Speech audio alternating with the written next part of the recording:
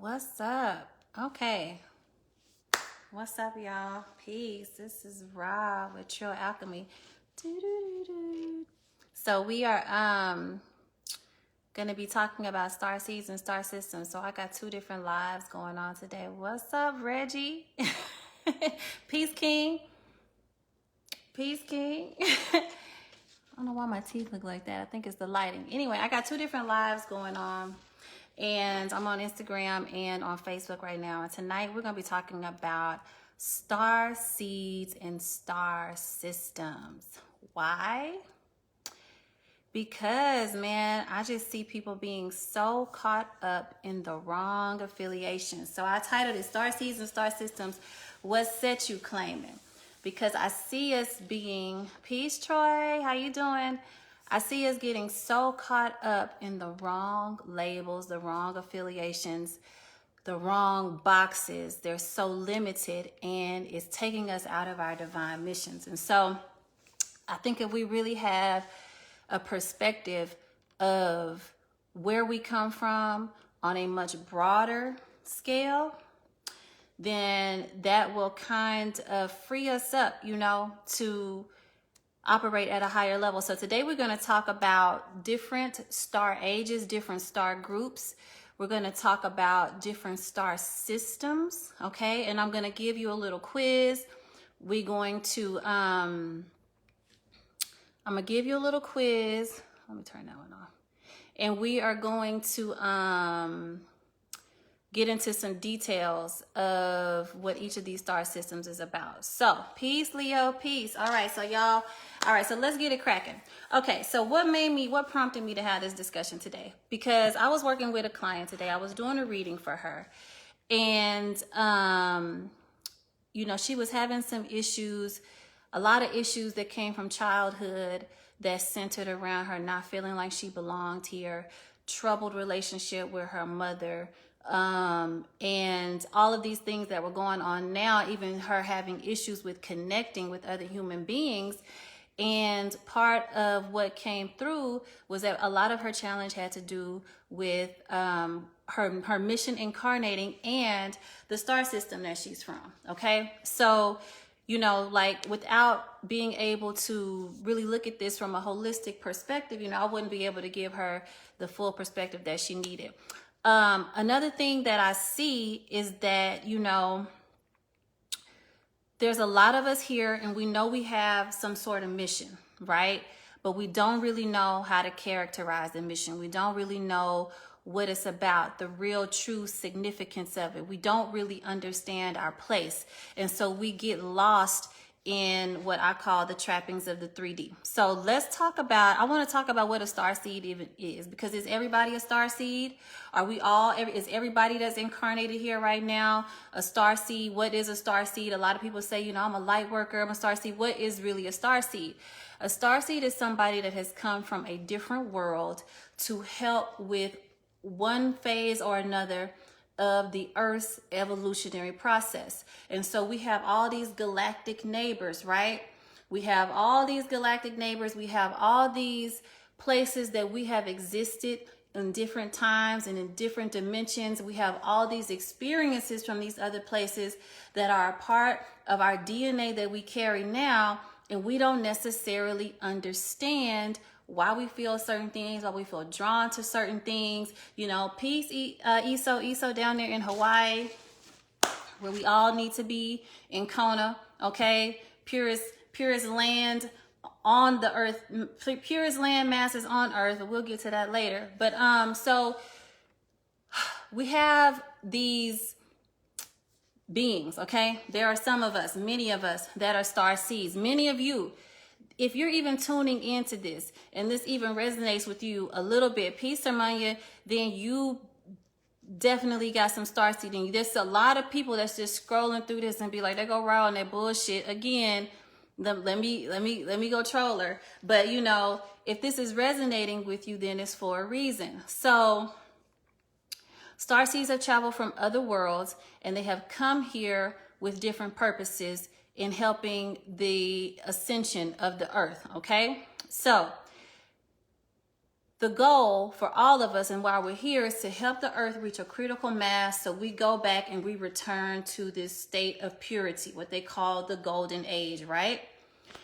And so peace to Lena, peace. So, but what we have to understand is that it takes an incredible amount of energy, an incredible amount of love, an incredible amount of faith, energies that are almost foreign to the earth right now, that are almost extinct. We're almost extinct on the earth when we chose to come here. It takes an incredible amount of that energy in order for us to reach a critical mass, which is a point where we have enough people seated in this new energy and new reality that we can flip things over. Okay, so that's why we're here. But we all have different origins. Okay, so let me just speak about myself, and I'm gonna just tell you about me, and so you can understand how this looks. I know that I have an origin that is from Sirius. Okay, and when we start talking about Sirius and some of the properties of Sirians, you'll see why.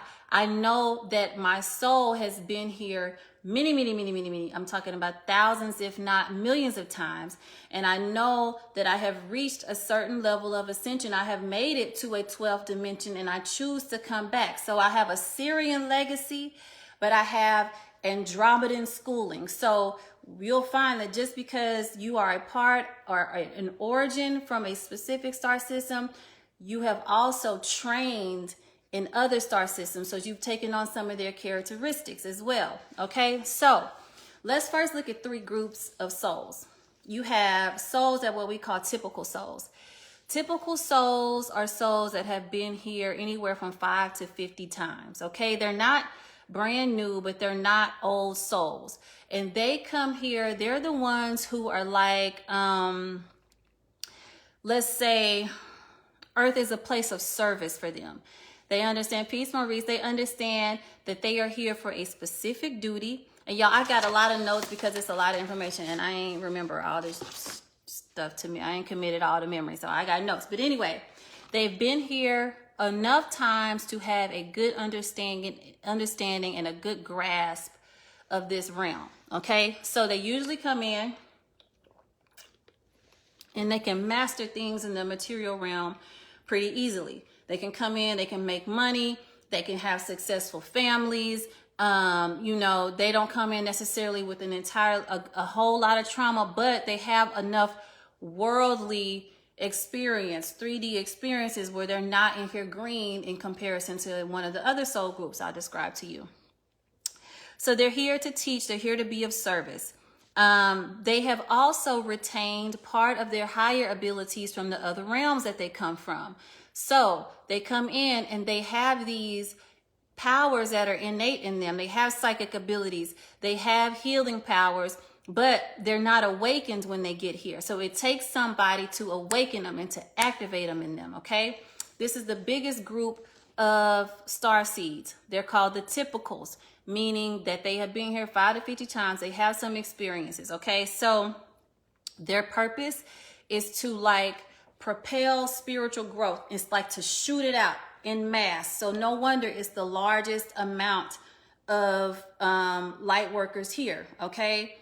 Excuse me, y'all, I'm drinking sparkling water. Shout out to all the real G's who drink sparkling water unsweetened. It gets such a bad rap. Everybody say it tastes like television fizz or whatever, but shout out to the real G's that drink sparkling water. Anyway, peace, Nwambe.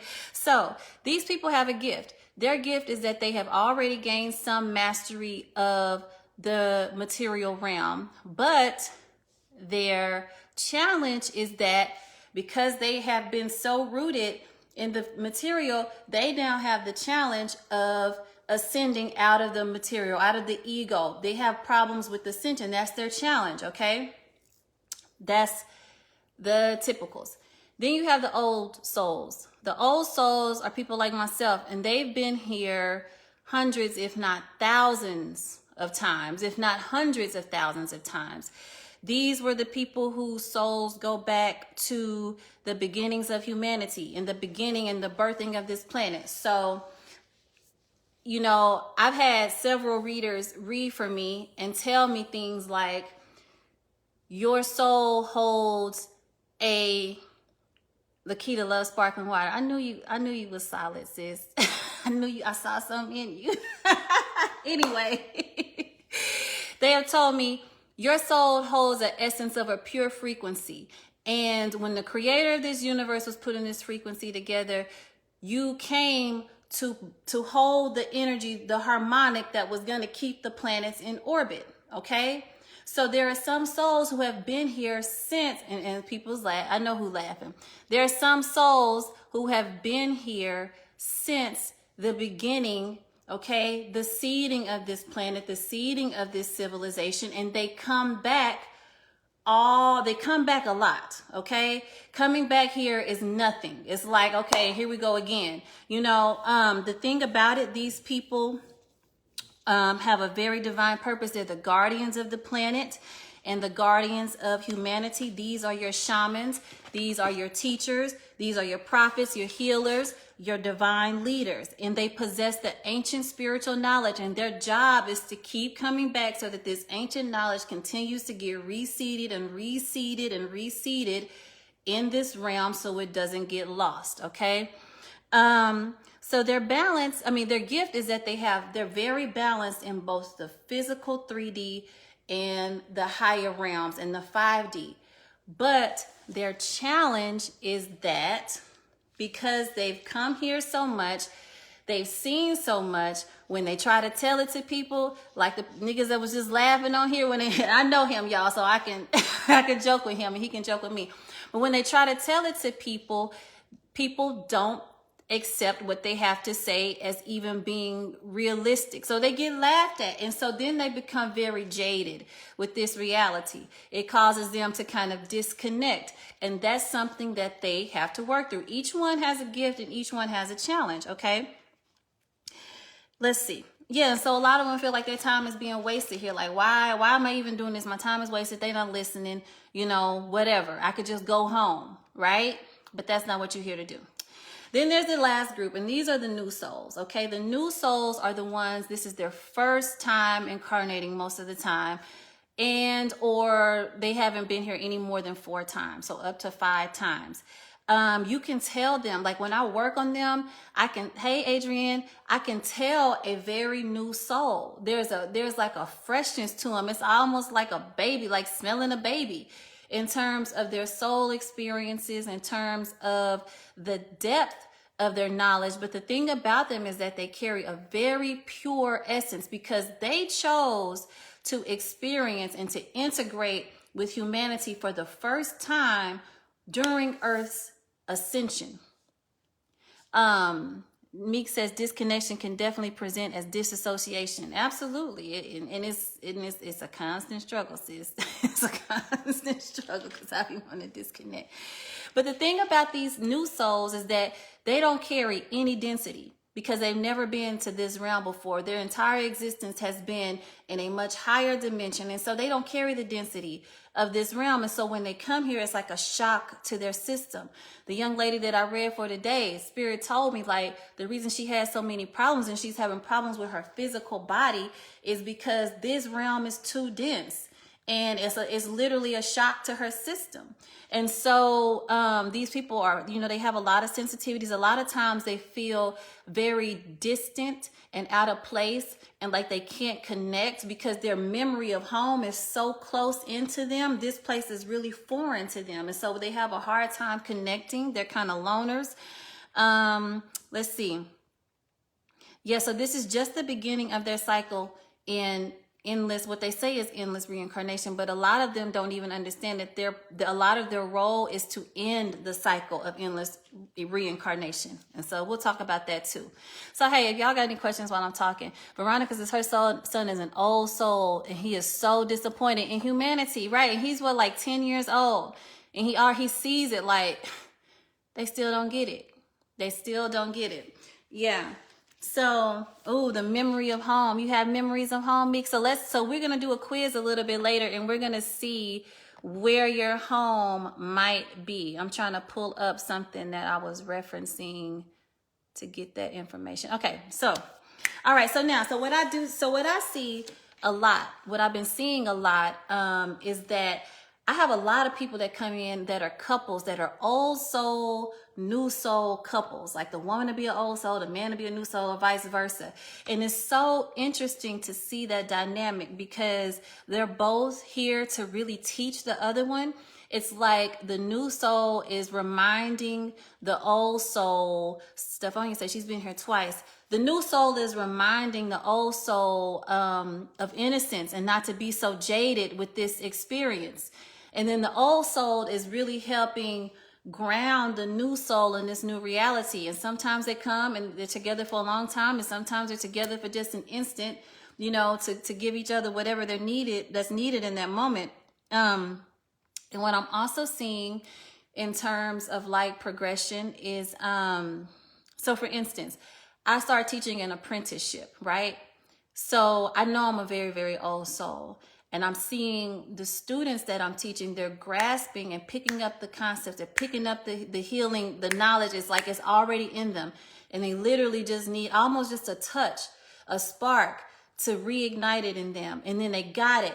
But then they have this passion and this vigor where they have this energy where they're still ready to push all of this stuff out into the world. And so that's how you see this transition of this responsibility. And then the new souls are the children that are coming in, and they just have the innate gifts. Like they're coming in with psychic abilities. Nobody has to tell them anything. They just already know. You know, they have these very pure and crystalline souls. And so that's just kind of how it looks in real life. So hold on, y'all. Let me pull up something real quick because we're going to do a little quiz. And I want you to see, we're going to talk about star systems. So that's the groups of souls, but each soul, right? Each star system has its own characteristics as well. So I told you, I know that my origin is in Sirius, okay? And I know that I have spent time in Andromeda, and it was kind of like a graduation for me. So I'm going to read these. We're going to talk about 5, I think. We're going to talk about 4 star systems today. And I'm going to read you 4 statements. And I want you to see which one of these resonates with you the most. And then we're going to dig into each of the star systems. So remember, if 1, 2, 3, or 4. Matter of fact, type your number when you hear the one that resonates with you, okay? All right, so number 1. I be getting excited. Y'all, it be so much energy when I be talking. I be getting excited. I be feeling like my heart about to just jump out of my head. So, okay, number 1. You are an incredible empath, and the energies and emotions of humanity overwhelm you. You do a lot of one-on-one soul work with the broken, whether you realize it or not. This work is often done through the empath-narcissist relationship dynamic, which is something you have been a part of many times as an empath. Despite your ability to feel everyone and everything, you still feel so alone, okay? So that's number 1, okay? That's star system number 1. If that resonates with you, type a 1. All right, number 2. You desire to awaken each and every human being on this planet. Your energy has a natural ability to uplift and inspire others. You are intelligent, wise, and have a specific spiritual gift. Truth, transparency, and compassion are key elements of your core. Though you vibe high and see the potential in everyone, you are a human lie detector as well. Okay, that's number 2. Number 3, you are incredibly wise and gifted in connecting with the spirits. Your life and lifestyle revolve around your spirituality. Your profession is most likely a spiritually based business of some kind.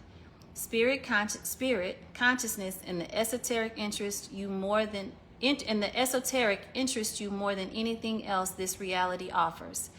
You struggle to be present sometimes because you are so connected to spirit. Maurice said he's number 2. Yeah, you got it. Okay. I know you, so I know you, okay? And Meek said, can twin flames be old and new souls? Absolutely. Absolutely. So the thing about old and new soul is not an indication of how old your soul is in terms of how old from when you split from source. It's in terms of how many times you have been here to this realm, okay? All right. Okay, that was number 3. So number 4, you are a protector and provider. No matter the circumstances you face, you will always find a way to make a way. Inequality, injustice, racism, and abuse are your trigger buttons. You would lay down your life to protect the innocent. Even though this fierce fire runs through you, you have the grace, empathy, and healing ability of an angel. Okay, let me see what y'all got. Let me see. We got Maurice say he a number 2. Adrian say she a number 2. Kira say she a number 2. Meek say she a number 3. Nikki say number 3. Veronica says number 1. Okay, let's see what they are. If you chose number 1, you identify with Pleiadians. Maurice said he 214. I know you from the Plex. I know you from the DFW 214. Okay, so Bella Moore, before we get started, you said, can you be more than one? You will have an origin in one, but remember how I said that we spend time learning in other star systems? So like me, I have an origin that is, I'm predominant in one, but I know that I picked up something and skill sets from another, okay? So just listen to the ones that resonate with you the most, okay? All right. So Pleiadians is number 1. If you resonated with number 1, Pleiadian star system. Pleiadians are called the moon seeds, okay? So the Pleiadian star system is about 444 light years away, and it's called the 7 Sisters. The Pleiadians are deeply empathic. They're deeply sensitive. They are deeply affected by the moon cycles. They are the ones who find themselves in these one-on-one narcissist empath relationships, and they're typically the empath. And it's usually like they teach and heal in a very one-on-one fashion because they have to experience humanity at like the depths of the human experience is what the Pleiadians have signed up for. The Pleiadian star system is considered a sister system, and they from what I understand, okay, when we talk about being in these cycles, this what they say is an endless cycle of reincarnation, is not really endless. We are caught up in it right now, and to us it does seem endless. That is a cycle that is enforced by draconian energies, and the Pleiadians are like the antithesis to that energy. So a lot of the Pleiadians are the new souls that are here. The Pleiadians are probably the biggest, I would say not the new souls, but maybe like the typical souls and the new souls, but they're the biggest populations of starseeds on this planet. If you've ever met it, so my son had a best friend whose family was a Pleiadian family. So they typically kind of describe them as having, like, they're very tall and slender. They have long, slender bodies. A lot of them, if they incarnate as in a European form, they look like Scandinavian. So my son's friend, they were like blonde hair, piercing blue eyes, but the most loving, and they don't have to incarnate as white. I know a lot of melanated Pleiadians, but they typically have like these very angelic qualities. They have big, clear eyes and almost childlike voices, and their energy is very pure, almost you would think fragile, but they're very, very strong. So my son's friend's family, they, it was his family. They like homeschooled the kids. She had like 6 kids, the most loving, doting mother in the world. I said these were the best human beings I have ever seen on this planet. But they just carried this energy. It was very natural to them, this energy of love. They're very honest, very, very pure hearts, highly moon sensitive. Yes, very highly moon sensitive. So if you find yourself working with energies of the moon more, okay? Moon magic, your witches, your mystics, your all those intuitives that work with the moon, That's a Pleiadian energy. They don't like conflict. They usually experience some kind of trauma in childhood that triggers their awakening, okay, to reclaim their power. So one of the things that they're working with this lifetime is reclaiming their power, because they are such giving spirits that they would give all of their power away. That's more natural to them than to claim it. And that's what was one of the things that was going on with the sis that I read for today.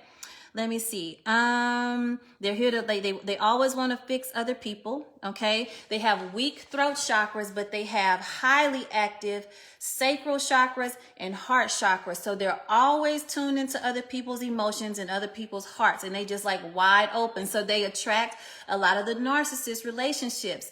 These are the people that you find having those constant relationships with the same kind of people. That's the narcissist that's always pulling from them and dumping on them, and they wonder if it's something wrong with them, and it's really not. It's just inherent to who they are and how they heal. And it sucks, but part of their lesson is to learn how to reclaim that power and not be the victim in that dynamic. She said she just went through reclaiming her power. Yes. Okay, let's see. Their mission is to help humanity through the awakening. They help humanity remember their power, their divinity. They remember their divinity and gifts, but first they have to find it within themselves. They transmute the shadows of the broken on a one-on-one basis. So they have a capacity to feel very, very deeply.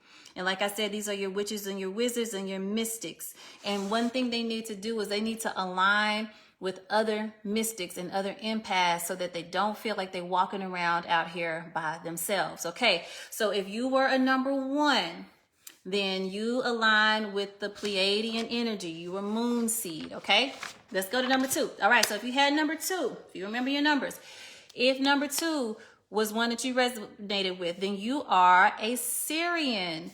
Hey, sis. Hey, bro. What's up? I'm Sirius B. Rep your set. You're a Syrian, and we are sun seeds, okay? We align with the sun energy. We are bringers of truth and light. We are here to help people remember their divine purpose. We are mostly comprised of the old souls. So Syrians are ancient. And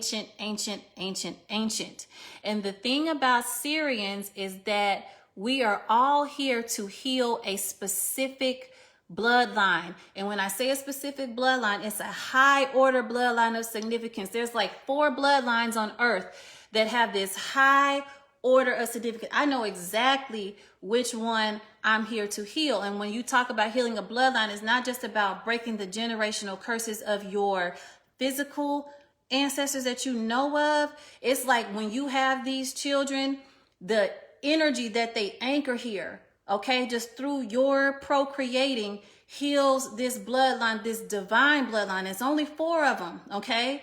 So that's one thing that's very, very specific to Syrians. This is the one of the bloodlines is the Christ bloodline, okay? So some Syrians, some of us have the same lineage as the Christ, like straight up. Okay. Okay, so it's here to heal a bloodline of significance that was once pure and has now been corrupted, and you're here to return it to its purity. Okay, and it goes so far beyond your physical blood. You can be a star seed and have parents that ain't star nothing. You see what I'm saying? Like your celestial lineage supersedes your physical lineage. Okay, it's not a necessarily direct correlation like that.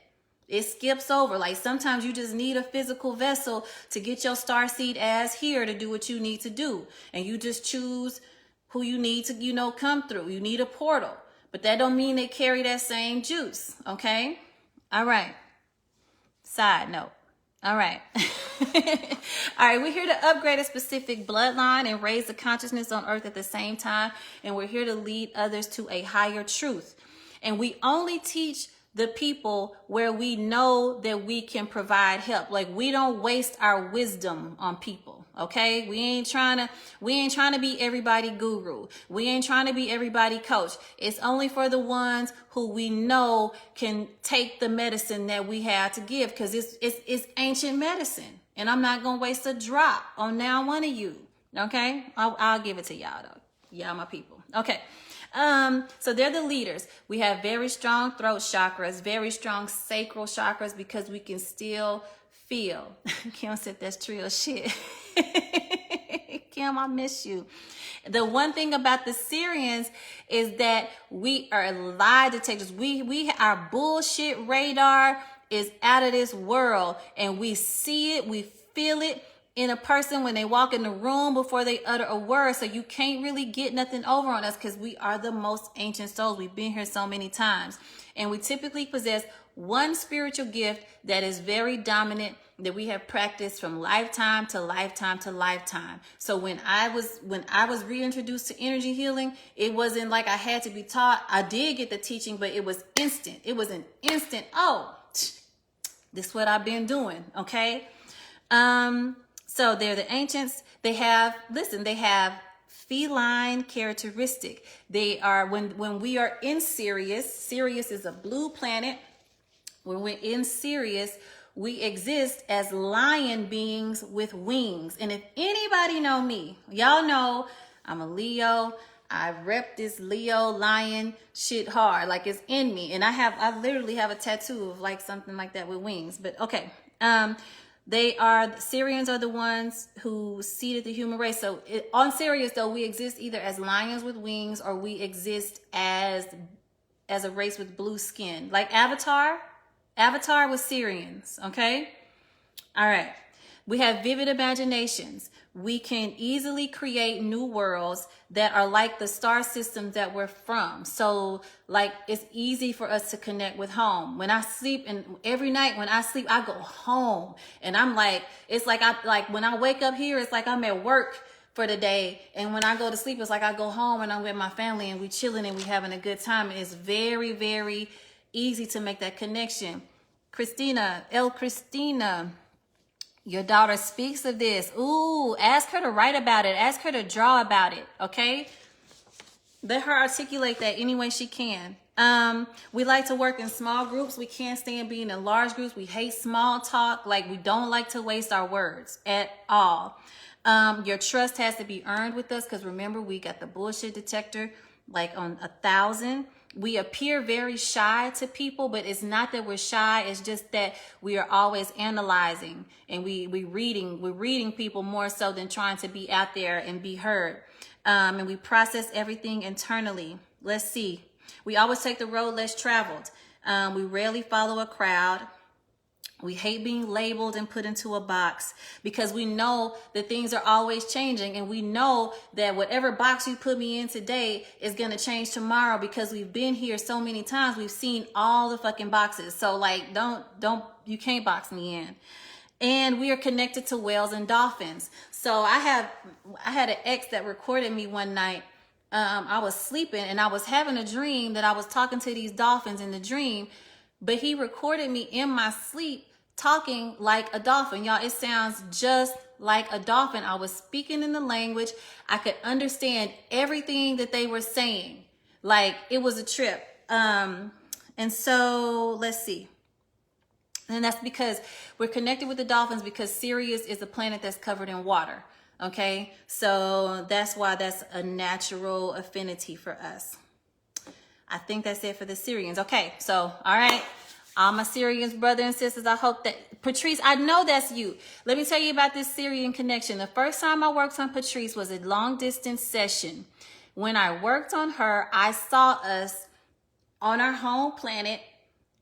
We were in the same school together, learning, and I was working on her, helping her learn how to do healing or something like that. And this was in one session. And I told her this. She had a similar vision where she was at in DC. And from there, it opened up her healing abilities. This is how y'all got to understand. All of this is connected. Everybody and everything. And it doesn't take it just takes an instant, like the energy we all working with right now is so powerful that you can activate somebody's total consciousness remembrance in an instant. Do not underestimate your power and why you are here. It's not just for specific people. Everybody, you have something. And I'm telling you this so you can understand what your gift is and how you can activate it and use it and accelerate it in this lifetime so it doesn't go to waste. Okay, let's keep it moving. Who had a number 3?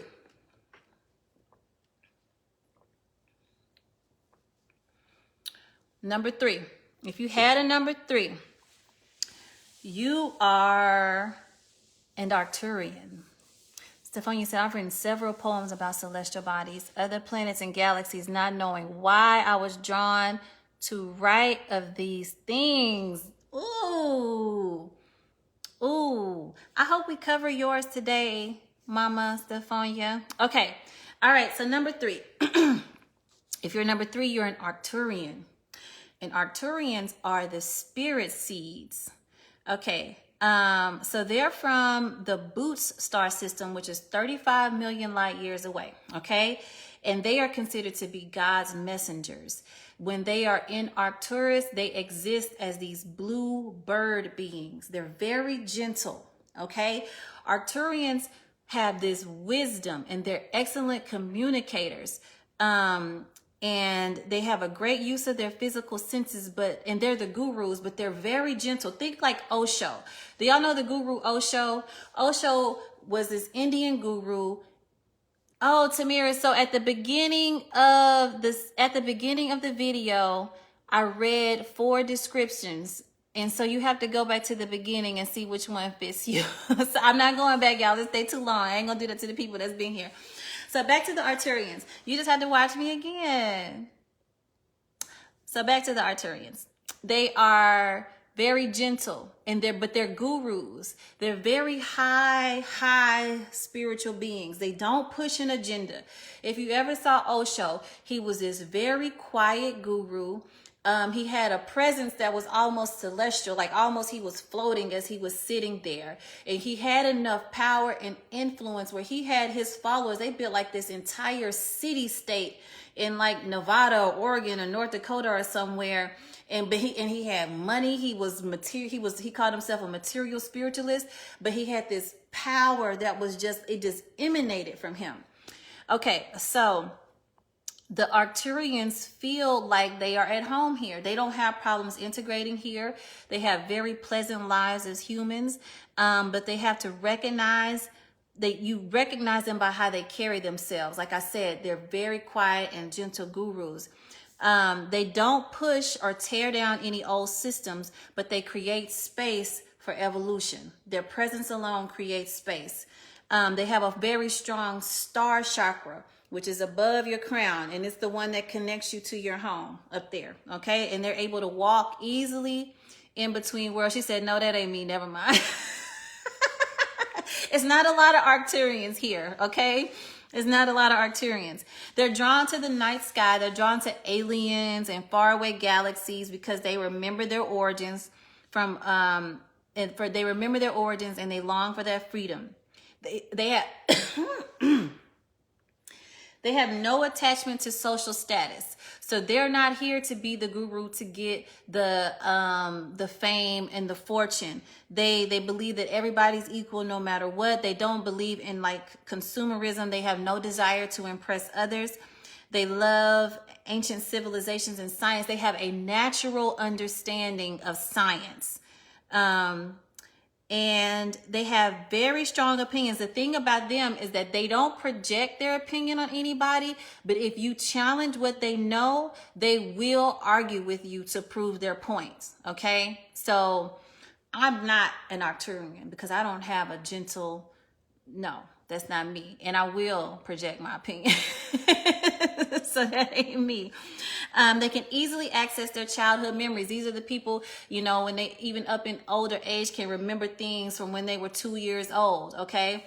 They They have a strong urge to help people. They're very good at math. They have a very strong connection to sacred geometries. Like, you got to think like higher level science is very natural to them. They're great at planning and organizing. So use of their mental faculties is very good. They work quiet miracles. They would never be, performing YouTube miracles. They quiet and reserved. They sitting on the mountaintop, right? You gotta know how to get to them.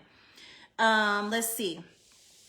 It's hard for them to connect to people though, and to form relationships, to get close to other humans. So they seem kind of distant and out of reach, and they are out of touch with their emotions. So they are very much in the clouds, not very grounded. Okay.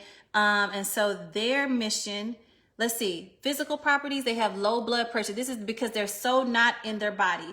They have low blood pressure and they're really sensitive to the cold. And that's something that they have asked a lot of them, okay? And their mission here is to innovate and guide Earth into a better future and to inspire.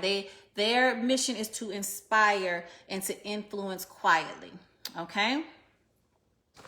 All right, one more. Uno más, por favor. Who had number 4? If you had number 4, you are an angel seed. Okay, the angel seeds are dope because they're like the Avengers, all right? They're the ones who, they were chilling in Andromeda, and Andromeda is a 12th dimension realm, okay? So these are very highly developed beings. There's only 800,000 Andromedans here on Earth, they say, as opposed to millions of Pleiadians and I don't know how many Syrians. But remember how I said you can be of one star system and have traveled to another star system and trained there? Then, I know I have at least spent some time in Andromeda. So they're the Avengers. And they have heard the call of what's going on Earth and then showed up to help. They're from a galaxy that's 2.5 million light years away. They are a heart-centered 12th dimensional race, okay? And they're here to bring new technology and holistic forms of healing to this realm. So if you are a healer, you could have been trained in advanced holistic healing techniques on Andromeda that you are here to anchor here in this Earth this time. They're here to safeguard humanity against the shadow energies. They are angelic forces here to balance out the demonic forces. So they are passionate about exposing exposing the injustices of the world. They are what you are considered the angelic renegades, and they're here to preserve the sacredness of humanity. They have connections to crystals and energy healings, and they are easy and pure conduits of crystal and earth grid energy. They're fully connected to the angelic realm. So if you find that you work with angel magic easier than moon magic, you probably are Andromedan or have had some training in Andromeda. Okay, so that's how I very rarely do stuff with the moon. I work with the sun and I work with angel energy, and that was before I even knew this. So that's who want to join? Somebody asked to join. Hold on, boo. Let me finish and then I'll bring you on. So they are, listen, this was in the text. They are master energy healers and master alchemists. They have a good balance of masculine and feminine energies because in the 12th dimension it's androgynous. Andromeda is androgynous. They have mastered the divine feminine and masculine balance, and so they don't have to struggle with duality like that anymore. They crave freedom. They don't like the government or any kind of authority. They're not good in relationships. They move from partner to partner a lot until they find the freedom that they're looking for outside of themselves, within themselves. I'm searching. Anyway, they struggle with self-love, but on the outside appear to be confident, okay? Growing up, they can have trouble with speaking up, so their throat is not very strong. They are strongly connected to water again and dolphins because their home world is covered in water. They love to travel. Because they travel by spaceship in Andromeda. They're natural teachers. So let's just say if you go to Pleiades to learn about your future self, you would go train in Andromedes to learn about your future self. That's your most highest advanced self. Okay. So they are masters of both creation, spiritual creative energy, and logical physical 3D energy. So they stand easily between heaven and earth. They can master and bring spirit and science together, like easily. These are the people that like to live off grid, and the reptilian energies are their worst enemy. Okay. They hate them with a passion, and they doing everything that they can to call them out right now. And like I said, there's only 800,000 of them on earth, and their whole mission is to free the earth from reptilian enslavement. And it's the reptilian enslavement that keeps us bound in the lunar cycles of reincarnation. So ultimately, the goal is for us to break free of those cycles and to walk through the sun after we finish our time here, as opposed to be trapped in cycles of reincarnation. So Adrian said it was a moving from relationship to relationship for me too. For me too, sis. It hit home. It hit home. But now I know why. You know what I'm saying? I ain't a player. I'm just from, spend some time on Andromedes. No, I'm just playing. But so y'all, if y'all got some questions, I know that was a lot, and I know I'll be talking fast, but y'all know I'll be getting hyped, but I do want to answer some questions, and I hope, I just be trying to give y'all some information that you wouldn't normally get in other places to help you really understand why you hear from a bigger and much larger perspective. So we don't get caught up in the black and white.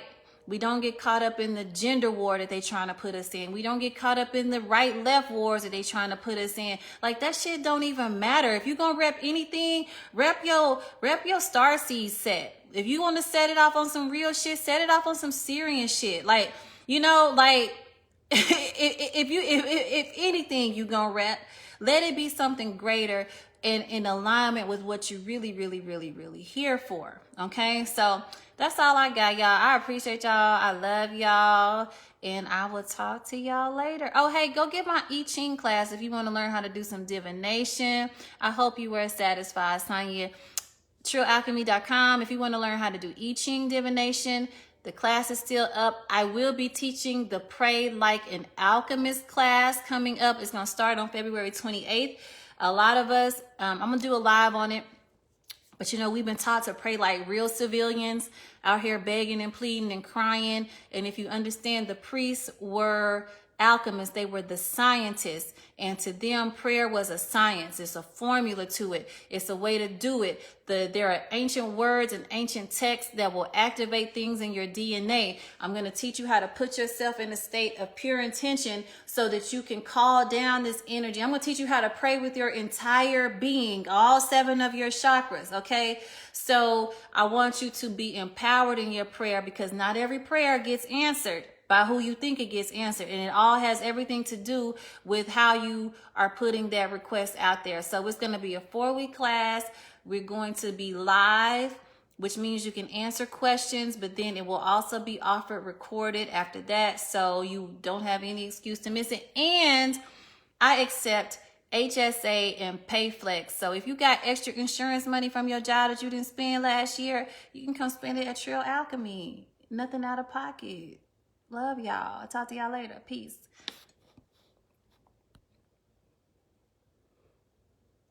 I can't finish it. Bye, y'all.